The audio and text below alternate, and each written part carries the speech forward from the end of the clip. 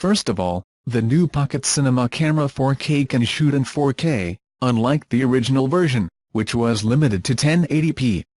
Like its predecessor, the new model can capture that footage in 10-bit ProRes or 12-bit RAW.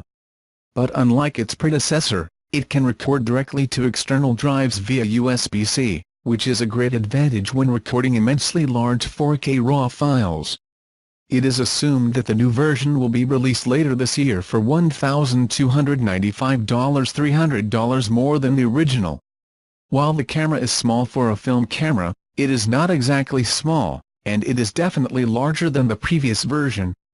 This new model leaves space for a 5-inch screen on the back, instead of a 3.5-inch screen.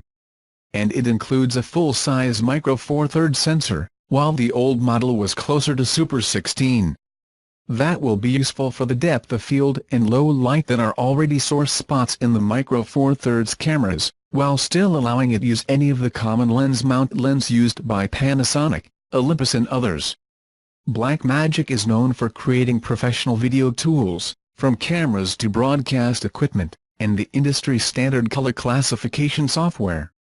He has been launching smaller film cameras in the $1,000 price range for the last 5 years or so, which have gained a following among amateur and low-budget filmmakers. All cameras offer tools and options at a professional level at a much lower price than what you would have to pay for a real film camera.